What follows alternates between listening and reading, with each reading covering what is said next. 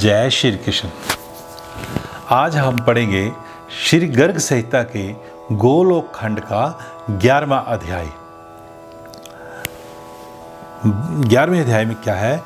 भगवान का वसुदेव देवकी में आवेश, देवताओं द्वारा उनका स्तवन, आविर्भाव काल अवतार विग्रह की झांकी, वसुदेव देवकी कृत भगवत स्तवन, भगवान द्वारा उनके पूर्व जन्मों के वृत्तांत वर्णन पूर्वक अपने को नंद भवन में पहुंचाने का आदेश, कंस द्वारा नंद कन्या योग माया से कृष्ण के प्राकट्य की बात जानकर पश्चाताप पूर्वक वसुदेव देवकी को बंधन मुक्त करना, क्षमा मांगना और दैत्यों को बाल वध का आदेश देना।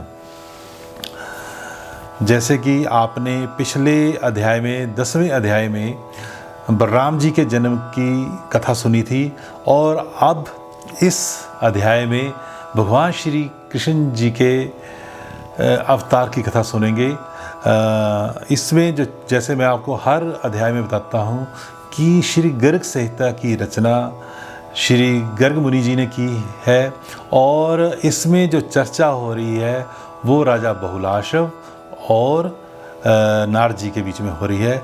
अब श्री नारद जी इस अध्याय में क्या कह रहे हैं आगे उसे सुनिए। श्री नारद जी कहते हैं, मिथिलेश्वर, तदनंतर प्रातपर एवं परिपूर्णतम साक्षात भगवान श्री कृष्ण पहले वसुदेव जी के मन में आविष्ट हुए।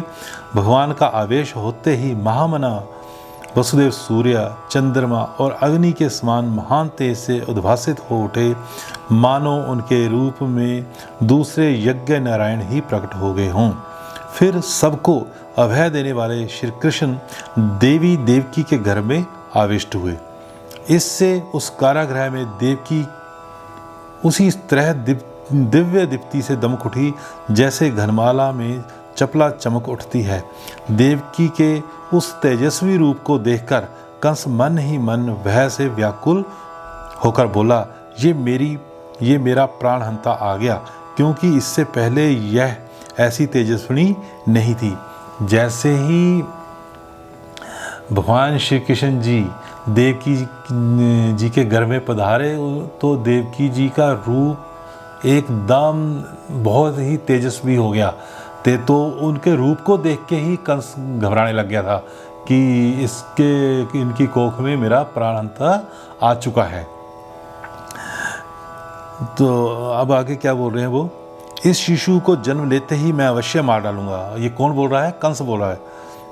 इस शिशु को जन्म लेते ही मैं अवश्य मार डालूंगा। यूं कहकर वह भय से विह्वल हो उस बालक के जन्म की प्रतीक्षा करने लगा। भय के कारण अपने पूर्व शत्रु भगवान विष्णु का चिंतन करते हुए वह सर्वत्र उन्हीं को देखने लगा। ओहो, दृढ़ता पूर्वक वैर बंध जाने से भगवान कृष्ण का भी प्रत्यक्ष की भांति दर्शन होने लगता है। इसलिए असुर श्री कृष्ण की प्राप्ति के उद्देश्य से ही उनके साथ वैर करते हैं।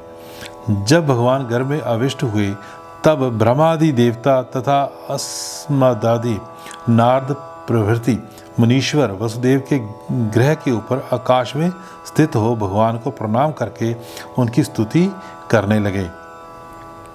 जब भगवान श्री कृष्ण जी देवकी जी के गर्भ में ही आए थे तभी जहाँ पे देवकी जिस जेल में रखा होता, कोठरी में रखा होता, तो ब्रह्मा जी आदि देवता उस कोठरी के ऊपर, उस जेल के ऊपर ही आकाश से ही भगवान जी को प्रार्थना करने लगे, उनकी स्तुति करने लगे, भगवान जी की स्तुति करने लगे। देवता बोले, जागृत, स्वपन आदि अवस्थाओं में प्रतीत होने वाले विश्व के जो एकमात्र हेतु होते हुए भी अहेतु हैं, जिनके गुणों का आश्रय लेकर ही ये प्राण समुदाय सब ओर विचरते हैं, तथा जैसे अग्नि से निकलकर सब ओर फैले हुए विस्फुलिंग मीन्स चिंगारियाँ पुनः उसमें प्रवेश नहीं करते, उसी प्रकार महतत्व, इंद्रिय वर्ग तथा उनके अधिष्ठाता देव समुदाय जिनसे प्रकट हो पुनः उनमें प्रवेश नहीं पाते, उन परमात्मा आप भगवान श्री कृष्ण को हमारा नमस्कार है, हमारा सादर नमस्कार है। ये भगवान जी, ये देवता लोग, जो ब्रह्मा आदि देवता लोग भगवान श्री कृष्ण जी की स्तुति कर रहे हैं जी। बलवानों में सबसे अधिक बलिष्ठ ये काल भी जिन पर शासन करने में समर्थ नहीं है, माया भी जिन पर कोई प्रभाव नहीं डाल सकती, तथा नित्य शब्द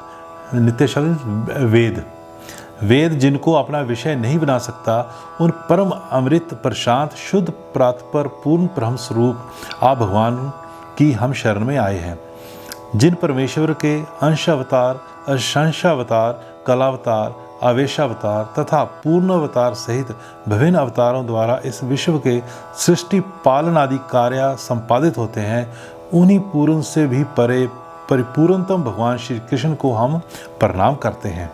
प्रभु अतीत, वर्तमान और अनागत मीन्स भविष्य मनवंतरों, युगों तथा कल्पों में आप अपने अंश द्वारा, कला द्वारा अवतार विग्रह धारण करते हैं, किंतु आज ही वह सौभाग्यपूर्ण अवसर आया है जबकि आप अपने परिपूर्णतम धाम तेजपुंज का यहाँ विस्तार कर रहे हैं।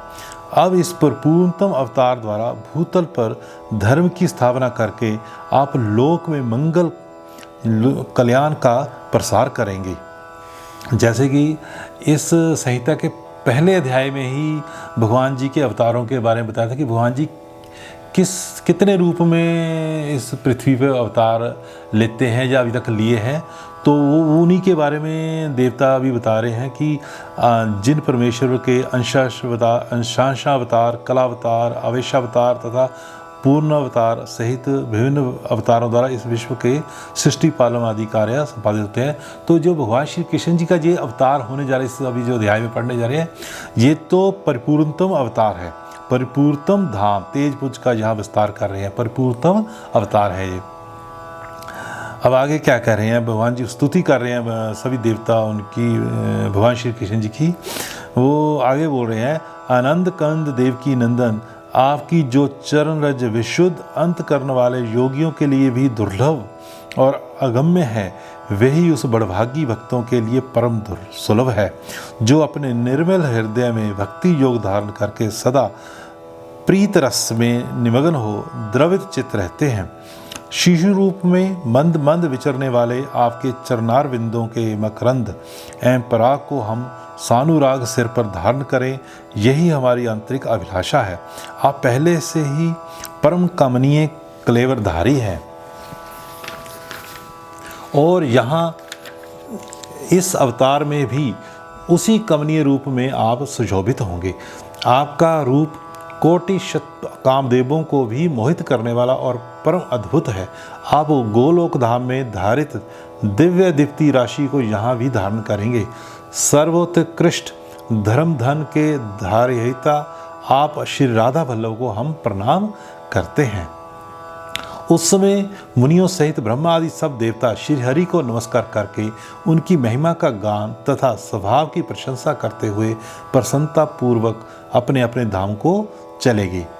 मिथिला सम्राट बहुलाशव तदनंतर जब हरि के प्राकट्य का समय आया, आकाश स्वच्छ हो गया, दसों दिशाएं निर्मल हो गई, तारे अत्यंत उद्दीप्त हो उठे। ये भगवान श्री कृष्ण जी जब अवतार लेने लगे, जब उनके प्रकट का समय आया, ये उस समय की बात बता रहे हैं कि क्या होने लगा था। तारे अत्यंत उद्दीप्त हो उठे, भूमंडल में प्रसन्नता छा गई, नदी नद सरोवर और समुद्र के जल स्वच्छ हो गए, सब और सहस्त्र दल तथा शतदल कमल खिल उठे। वायु के स्पर्श से उनके सुगंध युक्त पराग सब दिशाओं में फैलने लगे, उन कमलों पर भ्रमर गुंजार करने लगे, शीतल मंद सुगंध वायु बहने लगी। जनपद और ग्राम सुख सुविधा से संपन्न हो गए, बड़े बड़े नगर तो मंगल के धाम बन गए। देवता, ब्राह्मण, पर्वत, वृक्ष और गोएं सभी सुख सामग्री से परिपूर्ण हो गए। देवताओं की दुधुम्बियाँ बज उठीं, साथ ही जय जयकार की ध्वनि सब ओर व्याप्त हो गई। महाराज, जहाँ तहाँ सब जगह सबका परम मंगल हो गया। गायन कला में निपुण विद्याधर, गंधर्व, सिद्ध, किन्नर तथा चारण गीत गाने लगे। देवता लोग स्तोत्र पढ़कर उन परम पुरुष का स्तवन करने लगे। देवलोक में गंधर्व तथा विद्याधारियाँ आनंद मगन होकर नाचने लगी। मुख्य मुख्य देवता पारिजात, मंदार तथा मालती के मनोरम फूल बरसाने लगे और मेघ गर्जना करते हुए जल की वृष्टि करने लगे। भाद्रपद मास कृष्ण पक्ष रोहिणी नक्षत्र, हर्षण योग तथा वृष लगन में अष्टमी तिथि को आधी रात के समय चंद्रोदय काल में, जबकि जगत में अंधकार छा रहा था, वसुदेव मंदिर में देवकी के गर्भ से साक्षात श्री हरि प्रकट हुए। जय श्री कृष्ण। ठीक उसी तरह जैसे अन्न काष्ठ से अग्नि का आविर्भाव होता है, ये भगवान श्री कृष्ण जी का प्रकट हो गया है। अभी बोलिए जय श्री कृष्ण। किस समय हुआ ये आपने देख लिया। भाद्रपद मास था, कृष्ण पक्ष की रोहिणी नक्षत्र था, हर्षण योग था, वृष लगन में अष्टमी तिथि थी और आधी रात का समय था जब पूरा जगत सोया हुआ था, जगत में अंधकार छा रहा था, जबकि इस जगत में अंधकार छा रहा था। अब आगे क्या सुनिए। कंठ में प्रकाशमान स्वच्छ एवं विचित्र मुक्ताहार, वक्ष पर शोभा प्रभा समन्वित सुंदर कौस्तुभ मणि तथा रत्नों की माला, चरणों में नुपुर तथा बाहों में बाजूबंद धारण किए भगवान मंडलाकार प्रभापुंज से उद्भासित हो रहे थे। मस्तक पर किरीट तथा कानों में कुंडल युगल बाल रवि के सुदृश उद्दीप्त हो रहे थे। कलाइयों में प्रज्वलित अग्नि के समान कांतिमान अद्भुत कंकण हिल रहे थे। कटी के करधनी में जो डोर या जंजीर लगी थी, उसकी प्रभा विद्युत के समान सब और व्याप्त हो रही थी। कंठ देश में कमलों की माला शोभा पाती थी, जिसके ऊपर मधुलोलुप मधुकर मंडरा रहे थे। उनके श्रीअंगों पर जो दिव्य पीत वस्त्र था, वह नूतन तपाए हुए जाबुनंद सुवर्ण की शोभा को तिरस्कृत कह रहा था। श्याम सुंदर विग्रह पर सुशोभित वह पीतंबर विद्युदिलास से विलसित नील मेघ के सौभाग्यपूर्ण सौंदर्य को छीने लेता था। मुख के ऊपर शिरोदेश में काले काले घुंघराले केश शोभा पाते थे। मुखचंद्र की चंचल रश्मियां वहां का संपूर्ण अंधकार दूर किए देती थी। वह परम सुंदर शुभद आनंद प्रफुल्ल इंदिवर सुदृश युगल नेत्रों से सुशोभित था। उस पर विचित्र रीति से मनोहर पत्थर रचना की गई थी, जिससे मंडित अविराम मुख सदैव करोड़ों कामदेवों को मोह लेता था। वे परिपूर्णतम प्रातपर भगवान मधुर ध्वनि से वेणु बजाने में तत्पर थे। ऐसे पुत्र का अवलोकन करके यदुकुल तिलक वसुदेव जी के नेत्र भगवान के जन्मोत्सव जनित आनंद से खिल उठे। फिर उन्होंने शीघ्र ही ब्राह्मणों को 1 लाख गोदान करने का मन ही मन संकल्प लिया। सूतिकागार में प्रभु का आविर्भाव प्रत्यक्ष हो गया। इससे वसुदेव जी का सारा भय जाता रहा। जैसे भगवान जी प्रकट हुए, वसुदेव जी और देवकी जेल में थे, तो उनके जो मन में भय था, डर था, सब एकदम दूर हो गया, खत्म हो गया। वे अत्यंत विस्मित हो हाथ जोड़कर आदि अंत रहित श्री हरि को प्रणाम करके स्तोत्रों द्वारा उनका स्तवन करने लगे। श्री वसुदेव जी बोले, भगवान जो एकमात्र आदित्य है, वे ही परब्रह्म परमात्मा आप प्रकृति के सत्वादी गुणों के कारण अनेक रूपों में प्रतीत होते हैं। आप ही संहारक, आप ही उत्पादक तथा आप ही इस जगत के पालक हैं। हे आदिदेव, हे त्रिभुवन पते परमात्मन, जैसे स्फटिक मणि औपाधिक रंगों से लिप्त नहीं होती, उसी प्रकार आप देह के वर्णों से निर्लिप्त ही रहते हैं। ऐसे आप परमेश्वर को मेरा नमस्कार है। जैसे ईंधन में आग छिपी रहती है, उसी तरह आप अव्यक्त रूप से इस संपूर्ण जगत में विद्यमान हैं, तथा जैसे आकाश सबके भीतर और बाहर भी रहता है, उसी प्रकार आप सबके भीतर और बाहर भी स्थित हैं। आप ही पृथ्वी की भांति इस समस्त जगत के आधार हैं, सबके साक्षी हैं तथा वायु की भांति सर्वत्र जाने की शक्ति रखते हैं। आप गो, देवता, ब्राह्मण, अपने भक्तजन तथा बछड़ों के पालक हैं और उद्भट भूभार का हरण करने के लिए ही मेरे घर में अवतीर्ण हुए हैं। इस भूतल पर समस्त पुरुषोत्तमों से भी उत्तम आप ही हैं। भुवनपते, पापी कंस से मुझे बचाइए। ये श्री वसुदेव जी भगवान जी की स्तुति कर रहे थे।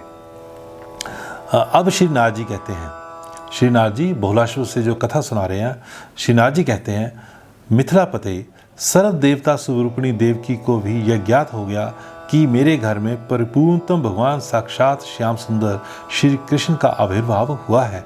अतः वे भी उन्हें नमस्कार करके बोली। देवकी ने कहा, हे सच्चिदानंद घन श्री कृष्ण, हे अगणित ब्रह्मांडों के स्वामी, हे परमेश्वर, हे गोलोक धाम मंदिर की ध्वजा, हे आदिदेव, हे पूर्ण रूप ईश्वर, हे परिपूर्णतम परमेश, हे प्रभु, आप पापी कंस के भय से मेरी रक्षा कीजिए, रक्षा कीजिए। श्री नारद जी कहते हैं, राजन, पिता माता की ओर से किया गया ये स्तवन सुनकर पाप नाशन साक्षात परिपूर्णतम भगवान श्री कृष्ण मंद मंद मुस्कुराते हुए देवकी तथा वसुदेव जी से बोले। श्री भगवान जी ने कहा, पूर्व सृष्टि में ये माता पतिव्रता प्रश्नी थी और आप प्रजापति सुतपा।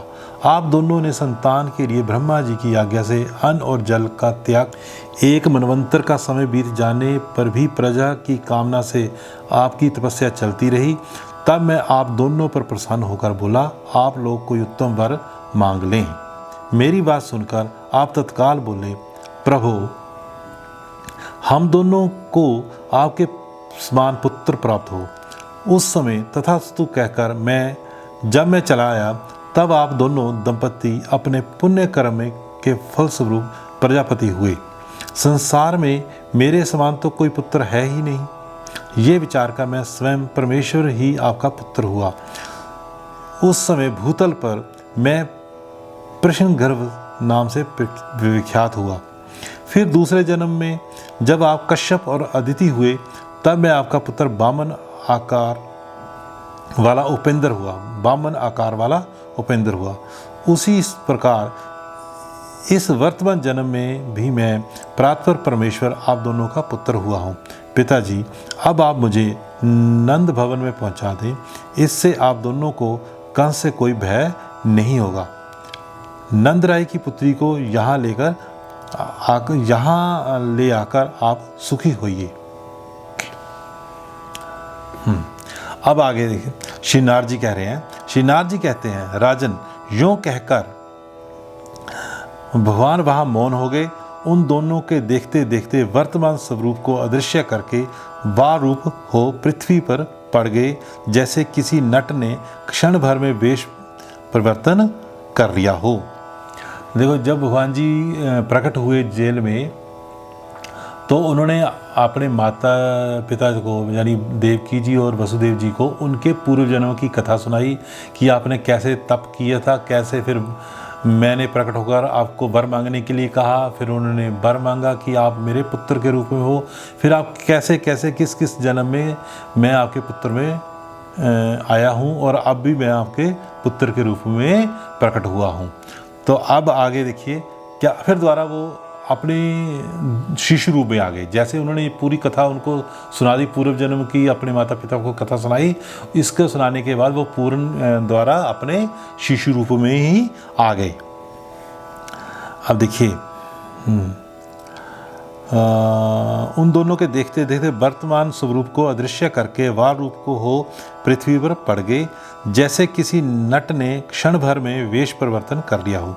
शिशु को पालने में सुलाकर ज्यों ही वसुदेव जी ले जाने को उद्यत हुए, त्यों ही महावन में नंद पत्नी के गर्भ से योग माया ने स्वतः जन्म ग्रहण किया। उसी के प्रभाव से सब लोग सो गए, पहरेदार भी नींद लेने लगे, सारे दरवाजे मानो किसी ने खोल दिए, सांकल और अर्गलाएं टूट फूट गईं। श्री कृष्ण को माथे पर लिए जब वसुदेव जी ने गृह से बाहर निकले, उस समय उनके भीतर का अज्ञान और बाहर का अंधेरा स्वतः दूर हो गया। ठीक उसी तरह जैसे सूर्योदय होने पर अंधकार का तत्काल नाश हो जाता है। आकाश में बादल घिराए और वे जल की वृष्टि करने लगे। तब सहस्त्र मुख वाले स्वयं प्रकाश शेषनाग अपने फनों से छत्र छाया करके गिरती हुई जल की धाराओं का निवारण करते हुए उनके पीछे पीछे चलने लगे। उस समय यमुना में जल के वेग से बहने के कारण ऊंची लहरें उठती और भंवरे पड़ रही थी। वे सिंह और सर्पादी जंतुओं को भी बहाए लिए जाती थी। यानी यमुना का जल बहुत बढ़ गया था उस समय। वे सिंह और सर्पादी जंतुओं को भी बहाए लिए जाती थी, किंतु सरिताओं में श्रेष्ठ उन कलिंदी नंदिनी यमुना ने वसुदेव जी को तत्काल मार्ग दे दिया। नंदराय जी का सारा व्रज गाढ़ी नींद में सो रहा था। वहां पहुंचकर वसुदेव जी ने अपने परम शिशु को यशोदा जी की शैया पर शीघ्र सुलाकर उस दिव्य कन्या को देखा। यशोदा जी की उस कन्या को गोद में लेकर वसुदेव जी पुनः अपने घर लौट आए। वे यमुना जी को पार करके पूर्ववत अपने घर में स्थित हो गए। उन्होंने भगवान श्री कृष्ण जी को यशोदा जी की शैया पर सुला दिया। वहाँ से जो कन्या, दिव्य कन्या जो वहाँ पे प्रकट हुई थी, उनको लेकर पूर्ववत अपने घर में स्थित हो गई।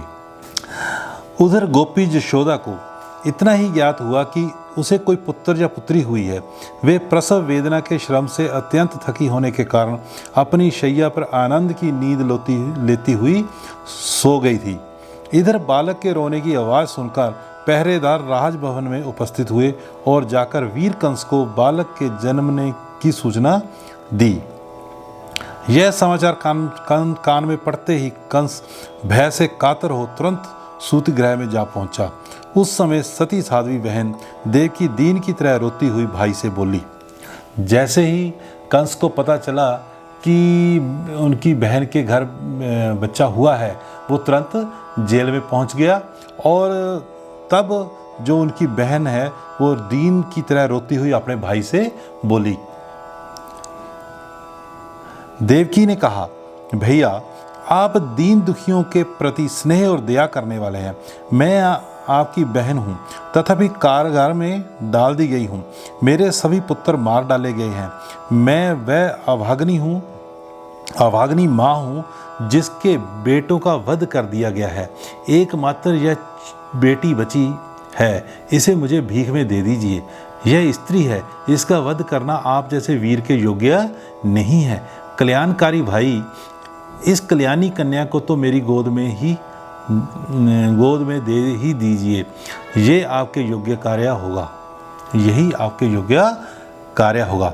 श्री नारद जी कहते हैं, राजन, देवकी के मुंह पर आंसुओं की धारा बह रही थी। उसने मोह के कारण बेटी को आंचल में छिपाकर बहुत विनती की। वह बहुत रोई गिड़गिड़ाई, तो भी उस दुष्ट ने बहन को डांट डपटकर उसकी गोद से वह कन्या छीन ली। वह यदुकुल का कलंक एवं महानीच था। सदा कुसंग में रहने के कारण उसका जीवन पापमय हो गया था। उस दुरात्मा ने अपनी बहन की बच्ची के दोनों पैर पकड़कर उसे शिला पर दे मारा। वह कन्या साक्षात योग माया का अवतार देवी अनंशा थी। कंस के हाथ से छूटते ही वह उछलकर आकाश में चली गई। सहस्त्र अश्वों से जुते हुए दिव्य शतपत्र रथ पर जा बैठी। वहां चंवर डुलाए जा रहे थे। उस शुभर रथ पर बैठकर वह दिव्य रूप धारण किए दृष्टिगोचर हुई। उसके 8 भुजाएं थी और सब में आयुध शोभा पा रहे थे। वह माया देवी अपने पार्श्वों से परिसेवित थी। उसका तेज 100 सूर्यों के समान दिखाई देता था। उसने मेघ गर्जना तुल्य गंभीर वाणी में कहा। श्री योग माया बोली, कंस, तुझे मारने वाले परिपूर्णतम परमात्मा साक्षात भगवान श्री कृष्ण तो कहीं और जगह अवतीर्ण हो गए। इस दीन देवकी को तू व्यर्थ दुख दे रहा है। श्री नारद जी कहते हैं, राजन, उससे यूं कहकर भगवती योग माया विंध्य पर्वत पर चली गई। वहां वे अनेक नामों से प्रसिद्ध हुई। योग माया की उत्तम बात सुनकर कंस को बड़ा आश्चर्य हुआ।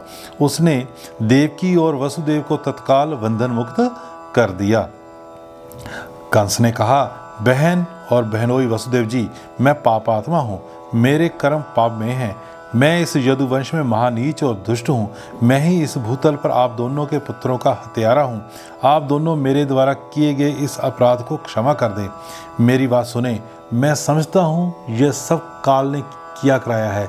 जैसे वायु मेघमाला को जहाँ चाहे उड़ा ले जाती है, उसी तरह काल ने मुझे भी स्वेच्छानुसार चलाया है। मैंने देव वाक्य पर विश्वास कर लिया, किंतु देवता भी असत्यवादी ही निकले। इस योग माया ने बताया है कि तेरा शत्रु भूतल पर अवतीर्ण हो गया है, किंतु वह कहाँ उत्पन्न हुआ है यह मैं नहीं जानता। श्री नारद जी कहते हैं, राजन, यूं कहकर कंस बहन और बहनोई के चरणों पर गिर पड़ा और फूट फूट कर रोने लगा। उसके मुंह पर अश्रुधारा बह चली। उसने उन दोनों के प्रति सौहार्द, अत्यंत स्नेह दिखाते हुए उनकी बड़ी सेवा की। ओहो, परिपूर्णतम प्रभु श्री कृष्ण चंद्र के दयादान दक्ष कटाक्षों से भूतल पर क्या नहीं हो सकता। तदनंतर प्रातःकाल दुरात्मा कंस ने प्रलंब आदि बड़े बड़े असुरों को बुलाया और योग माया ने जो कुछ कहा था वह सब उनसे कह सुनाया।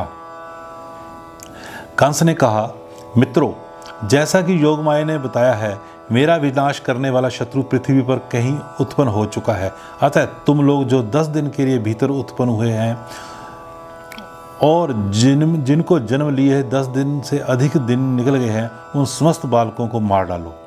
देखो, कंस ने कितना एक दुर्भाग्यपूर्ण कह लो कि कितना उसने आदेश दिया अपने मित्रों को कि जितने भी बच्चे 10 दिन पहले पैदा हुए हैं, चाहे वो 10 दिन से अधिक भी हुए, उन सबको मार डालो। दैत्यों ने कहा, महाराज, जब आप द्वंद्व युद्ध में उतरे थे, उस समय रणभूमि में आपके चढ़ाए हुए धनुष की टंकार सुनकर सब देवता भाग खड़े हुए थे। फिर उन्हीं से आप भय क्यों मान रहे हैं? गो, ब्राह्मण, साधु, वेद, देवता तथा धर्म आदि यज्ञ आदि जो दूसरे तत्व हैं, वे ही भगवान विष्णु के शरीर माने गए हैं। इन सब के विनाश में दैत्यों का बल ही समर्थ माना गया है। यदि महाविष्णु, जो आपका शत्रु है, इस पृथ्वी पर उत्पन्न हुआ है, तो उसके वध का यही उपाय है कि गो, ब्राह्मण आदि की विशेष रूप से हिंसा का अभियान चलाया जाए। श्री नारद जी कहते हैं, राजन, कंस ने दैत्यों को यह करने की आज्ञा दे दी। इस प्रकार उसका आदेश पाकर वे महान उद्भट दुष्ट दैत्य आकाश में उड़ चले और गो, ब्राह्मण आदि को पीड़ा देने तथा नवजात बालकों की हत्या करने लगे। समुद्र पर्यंत समस्त भूमंडल में वे इच्छानुसार रूप धारण करने वाले दैत्य सर्पों और चूहों की तरह घर घर में घुसने और विचरने लगे। उद्भट दैत्य तो स्वभाव से ही कुमार्गगामी होते हैं। उस पर भी उन्हें कंस की ओर से प्रेरणा प्राप्त हो गई थी। एक तो बंदर, फिर वह शराबी ले और उस पर भी उससे बिच्छू डंक मार दे तो उसकी चपलता के लिए क्या कहना। यही दशा उन दैत्यों की थी। वे भूतग्रस्त से हो गए थे। विधे कुलनंदन, मैथिल नरेश, विष्णु भक्त, धर्मात्माओं में मुख्य, परम तपस्वी प्रतापी, अंगराज, बहुलाशव जनक, भूमंडल पर साधु संतों की ये अवहेलना धर्म, अर्थ, काम और मोक्ष, इन चारों पुरुषार्थों का संपूर्णतः नाश कर देती है। इस प्रकार श्री गर्ग संहिता में गोलोक खंड के अंतर्गत नारद बहुलाश संवाद में श्री कृष्ण जन्म वृत्तांत का वर्णन नामक 11वां अध्याय पूरा हुआ। जय श्री कृष्ण। इस अध्याय में आपने भगवान श्री कृष्ण जी के अवतार लेने की कथा सुनी। अब मुझे उम्मीद है कि आपको बहुत आनंद आया होगा। देखिए, उनके भगवान श्री कृष्ण जी के माता पिता के पूर्व जन्म की कथा भी आपने सुनी है कि उन्होंने कितना तप किया था, तभी भगवान श्री कृष्ण जी उनके घर में प्रकट हुए थे। जय श्री कृष्ण।